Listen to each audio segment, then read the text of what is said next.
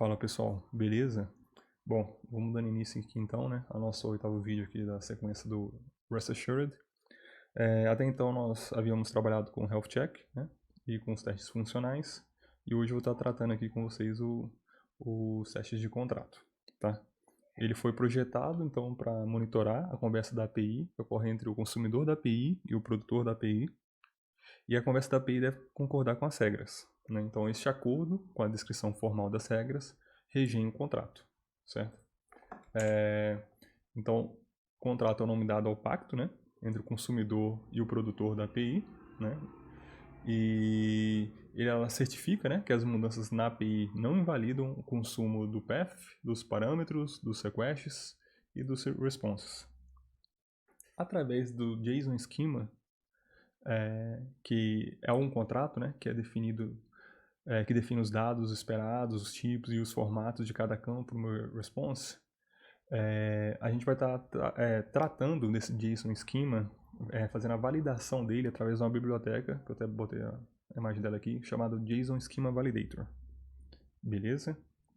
Então, bom, vamos botar a mão no código agora. Cadê meu... Aqui. Meu projetinho tá aqui. Show. Até então, deixa eu abrir aqui, testes, usuários. Aqui o usuário, eu vou criar uma nova classe Java, porque até então eu tinha os testes funcionais do meu user. Agora eu vou ter os testes de contrato do meu user. Então vou ter user contract test. Show.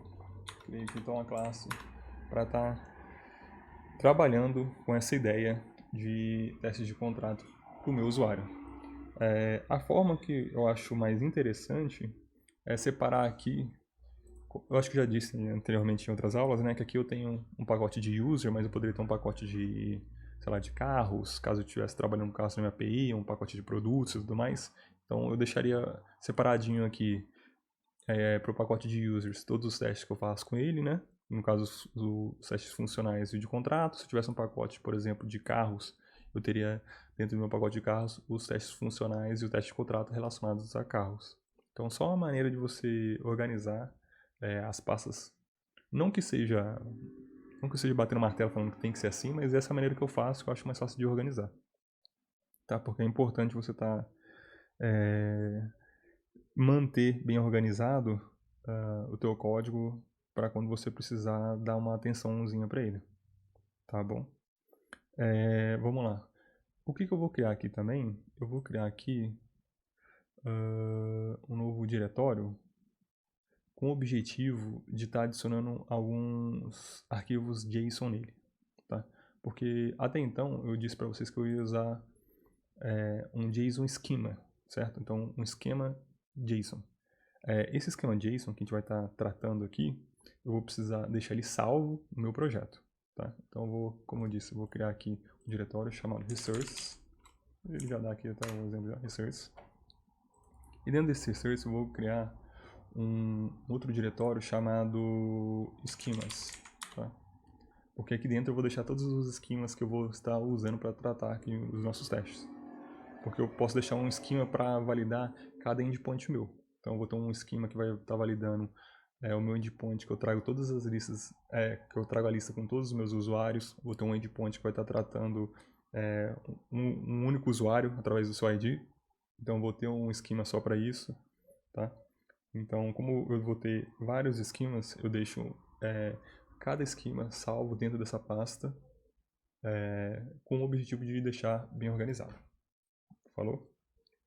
Como eu havia tratado até então com vocês, a gente estaria fazendo uso de uma biblioteca, né? De uma extensão que eu vou estar adicionando no nosso arquivo POM, lembra? Né? Que a gente, todas as dependências aqui que eu adicionei, sou obrigado a adicionar aqui no dependencies, certo? Então agora eu vou estar adicionando uma nova dependência, que é o nosso JSON Schema Validator.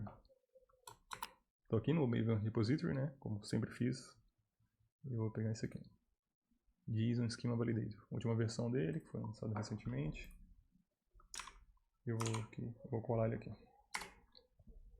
Ctrl Shift O, né? Quer validar se realmente baixou? Vem aqui no External Libraries, que essa biblioteca que a gente acabou de baixar, ela tem que estar aqui, tá bom? Deixa eu achar aqui, cadê? JSON Schema Validator. Aqui, pronto, tá aqui, tá bom? Show de bola. Então já temos então a biblioteca adicionada nas nossas dependências, certo? Deixa eu ver no meu contract test aqui que eu estava atuando até então. Aqui eu vou criar uma função, né? Pra gente fazer o nosso teste. Public void contract on users. O nome da função, pessoal, eu boto em inglês, mas se você quiser botar em português também, tanto faz, tá? É importante que o nome que você for colocar, ele arremeta, ele te lembre do que você está tratando, tá? Então, às vezes eu posso estar colocando um nome que para você não faz tanto sentido, porque talvez você não entenda inglês. Então, no teu projeto, você bote um nome que vai fazer sentido para você, tá bom? Então, esse aqui vou ficar em português. Então, esse aqui é um contrato para meu endpoint de all users, certo? No meu teste de contrato para o endpoint de all users, eu não preciso passar nenhum parâmetro. Então, como já disse previamente, quando eu não passo nenhum parâmetro, eu não preciso usar o given. Eu já posso ir direto para o when. Opa. Tá bom? Tem que importar aqui. Mesmo esquema de antes, né? Vou deixar aqui já um asterisco, certo? Então, quando eu der um get a minha rota de get all users, cadê? All users. Então,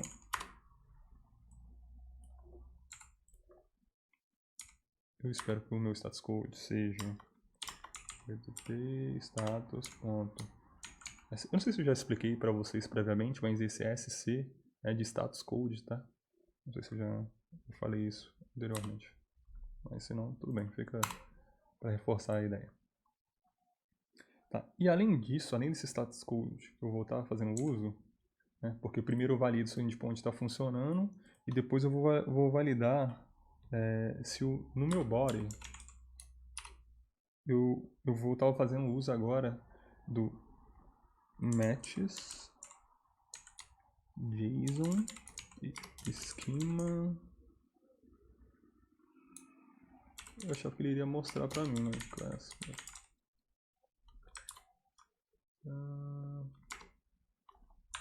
Deixa eu ver aqui. Eu gostaria que ele trouxesse pra mim já. Deixa eu ver. Matches. Eu já adicionei no meu POM. Meu Schema Validator. Não sei porque ele não está pegando. Matches. Bom, mesmo que ele não esteja trazendo por enquanto, eu vou deixar toda a anotação dele aqui. Schema in class path. Acho que é isso, se eu não estiver enganado. Era só ter um class. Aí ele aparece. Que legal. Depois de você ter que adicionar tudo. Show. Bom, o que ele faz? Ele vai pegar o meu JSON Schema e vai fazer a validação dele, tá bom? O que é interessante a gente fazer agora? Eu tô aqui no meu Postman, onde eu já tô com o meu endpoint aqui sendo validado, né? Que é o get all users, onde eu trago toda a minha lista de usuários, tá? Eu vou copiar o que ele traz para mim e vou agora tentar pegar. Eu uso esse site aqui, ó, transform.tools JSON to JSON Schema. Então o que ele faz? Ele transforma um JSON num JSON Schema. Então se eu vier aqui, como eu disse, né, vem no Postman, copio o que eu espero que ele tenha de saída, ele vai gerar pra gente esse esquema aqui, ó, JSON Schema. Tá vendo aqui? E perceba que nesse JSON Schema ele vai trazer para você o que é obrigatório. Então, por exemplo, eu tenho que ter um ID, eu tenho que ter um first name, eu tenho que ter um last name, eu tenho que ter um age, eu tenho que ter um e-mail. Ou seja, eu não posso vir com esses campos nulos. Ele trata que o campo e-mail tem que ser um string, ele trata que o campo age tem que ser um number, que o type tem que ser uma string. Vamos supor que eu tivesse um booleano aqui, sei lá, usuário ativo, vamos supor que eu tivesse que todo usuário aqui ele tenha uma nova coluna no nosso banco de dados que a gente valida se o usuário está ativo ou não, e ele é booleano, só dando exemplo, assim na cabeça. Então, ele teria aqui um usuário ativo e ele teria um tipo booleano também, tá? Então, ele vai estar definindo todas as propriedades de cada elemento de cada usuário e também vai definir se ele é obrigatório ou não, beleza? Você poderia fazer isso aqui na mão? Poderia fazer na mão, mas já tem essa ferramenta aqui que ela já trata isso de maneira automática pra gente, tá certo? Existem outros sites, tá? Eu só tô dando esse de exemplo, mas se você quiser usar outros sites também para estar gerando esse JSON Schema, não tem problema, certo? Então vou dar um copy aqui. E agora eu vou vir aqui no meu projeto. Lembra que eu criei uma pastinha aqui para esquemas? Eu vou dar um new file, eu vou chamar ele de all users schema.json. E vou colar ele aqui, certo? Beleza? Então só criei um JSON aqui e colei nele o que eu tinha pegado do meu JSON Schema. Beleza? Agora, o que eu vou passar para o meu matches JSON Schema em ClassPath? Eu vou estar passando para ele esse arquivo, all users schema.json. Beleza? Como esse arquivo está na pasta schemas, eu vou precisar aqui botar schemas barra e o nome do arquivo all users schema.json. Show?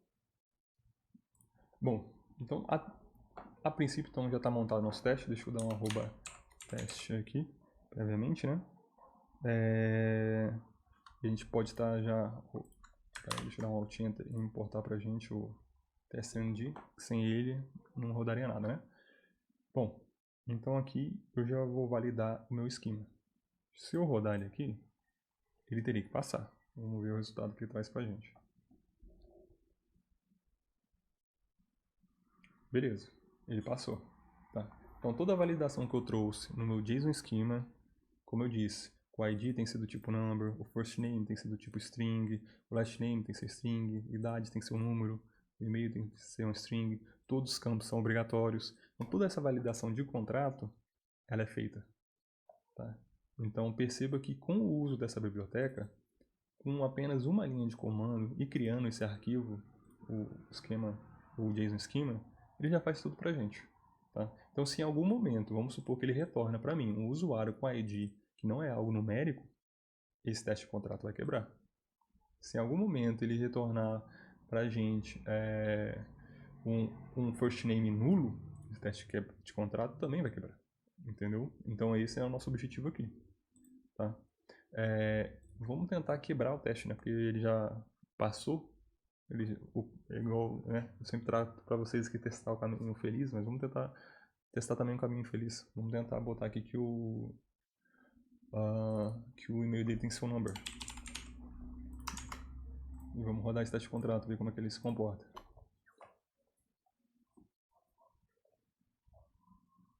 Opa, falhou. Tá. Então, ele, se você for ler aqui, né, ele diz que o response body não dá match com o que foi esperado. Né? E o que eu tinha como esperado aqui? Um e-mail que era do tipo número. Né? Então, na instância tipo string, não dá match com o que foi... Cadê? Does not match any allowed primitive type. Então, o permitivo era integer number, só que ele na verdade é uma string, certo? Então, o que foi encontrado, o que foi found, foi string. Só que o que era esperado, um integer ou um number. Mas uma string não é um integer ou um number. Então ele falhou. E ele traz até aqui toda a response, todo o response body aqui, ó, tudo que ele foi encontrado. Tá? Bom, então deu para ver que ele realmente está validando. Que ele está validando, está tudo, está validando que o contrato realmente traz no e-mail de cada usuário uma string. Então, deixa eu voltar aqui para a string. Vamos então rodar o teste novamente e agora ele vai passar, assim como foi feito anteriormente, tá? Como eu disse para vocês, a gente pode estar criando um teste de contrato para todos os usuários, certo?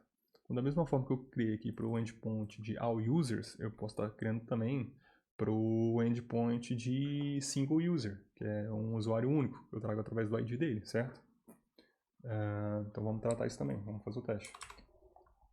Vou copiar ele aqui, tá? Só para a gente dar uma agilizada, tá? Contracts, single user test. Eu gosto de botar sempre teste no final aqui. Eu não sei, mas eu gosto de sempre trabalhar de maneira mais verbosa o nome de funções, nome de variáveis, porque fica mais fácil de você lembrar posteriormente do que aquilo está se tratando. Porque vamos supor que daqui 1 mês, 2 meses você volte a ter que dar manutenção no seu código e às vezes você nem lembra do que ele está do que aquela função está se tratando porque você botou um nome muito genérico. Então eu tenho esse costume. Não é obrigatório, né, mas é uma boa prática. Tá. Aqui na minha rota vai ser single user. Só que nessa rota aqui eu tenho que passar também um ID, né? Certo? Que já havíamos tratado anteriormente, né? Que quando eu vou pegar um usuário único, eu seleciono esse usuário que eu vou estar querendo tratar através do seu ID. Eu tenho um usuário aqui com ID 0, que geralmente não, ID 0 não, ID 1. Eu não gosto de fuçar nesse usuário com ID 1 porque eu sempre gosto de estar usando ele para testes. É bom você sempre ter algum usuário que você não fica cutucando nele, fica deletando nem nada, então deixa ele para sempre estar validando seus testes. Tá. Esse teste que ele vai passar? Não, porque eu não crio um esquema próprio para ele. Se bem que esse esquema ele é basicamente igual, né? Deixa eu pegar aqui, get single user. Deixa eu dar um send nele aqui. Deixa eu copiar isso aqui. Vou pro meu schema validator. Quer dizer, meu JSON schema creator, né? Generator. Meu gerador, meu criador de JSON schema. Vou colar nele aqui a minha resposta. E perceba que agora ele também traz o user aqui, ó, dentro de user, tá? Porque isso não tinha no outro, então não daria para usar o mesmo JSON schema. Vou copiar esse JSON schema que foi criado e vou colar, quer dizer, eu vou criar aqui um novo file, vai ser single user schema.json. Colo nele aqui, né? Salvei. Então já temos aqui um esquema que eu vou estar usando na hora de fazer o teste de contrato do meu endpoint de single user, né? Beleza. Só que agora não vai ser mais esse JSON schema, vai ser o single user schema.json. Beleza. Bom, então agora, se eu rodar o teste aqui, ele vai ter que passar. Show. Passou, beleza. Então, realmente, todos os dados, todos os tipos de dados e todos os dados que eram obrigados, ele realmente trouxe de maneira correta. E também tem você perceba que no outro aqui, ele tem também esse user que também é requerido, tá? Então, toda vez que eu venho trazer um single user, ele sempre traz esse user antes aqui, ó. Que não é uma informação daquele usuário, mas é por padrão, do jeito que a API, do jeito que eu montei minha API, ela sempre traz esse user antes e depois a informação desses usuários. Então perceba que ele também verifica se esse user aqui foi tratado. É obrigatório isso? Porque como é que eu posso explicar assim? A maneira como a tua API é trabalhada hoje, se você fizer alguma alteração nela, pode ser que em algum momento ela vai estar quebrando, tá? Então vamos supor que todas as vezes que eu vou tratar um usuário, eu sempre pego user.id, user.firstname. Se eu removesse esse user, eu teria que só pegar o ID e não o user.id. Então é requerido que você tenha esse user. Mas se for, sei lá, você está numa sprint, eles por algum motivo fazem essa alteração, você vai ter que vir aqui dar também tratar também os seus testes automatizados. Bom, então beleza.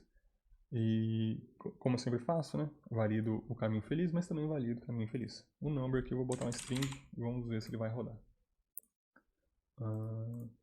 E o esperado agora é que ele falhe, certo? E falhou novamente. Então, a gente tinha aqui nosso esquema, um ID, certo? Aonde que ele apontou pra gente? User ID, certo?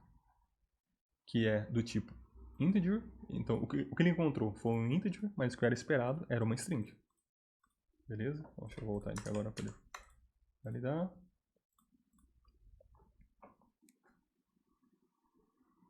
Vai passar. Beleza. Bom, então agora a gente matou essa ideia de como vai funcionar o meu teste de contrato, né? Porque no teste funcional, eu valido se aquele usuário ali que eu tenho para testes, se ele realmente está trazendo o ID que eu esperava dele, se ele realmente está trazendo o nome dele ou o sobrenome dele de maneira correta, se não está pegando o sobrenome de outro usuário. E no teste de contrato, eu valido se faz sentido todos os campos que ele está me trazendo. Se os campos obrigatórios, como eu disse previamente, ele traz todos os campos obrigatórios em todos os usuários, se o tipo de campo realmente faz sentido, tá? É interessante, como eu disse, né, que você crie um teste de contrato para todos os seus endpoints, tá bom? Eu não vou estar criando todos aqui porque vai ser só mais do mesmo, tá? O teste de contrato, da maneira que eu tratei aqui, você vai ver que está pouco verboso, né? Então tá bem fácil de você entender, tá bem fácil de você dar a manutenção, né? E então, se futuramente for necessário você tá fazendo alguma alteração aqui, como eu dei exemplo previamente, né? Vamos supor que o meu esquema aqui, vamos supor que meu response body foi alterado, né? Como eu estava falando agora, por que não vai ter mais user aqui nesse endpoint? Então, em vez de eu estar sempre tratando aqui com esse user antes, agora por algum motivo, nessa sprint, a gente trocou esse endpoint, agora ele funciona sem esse user, então.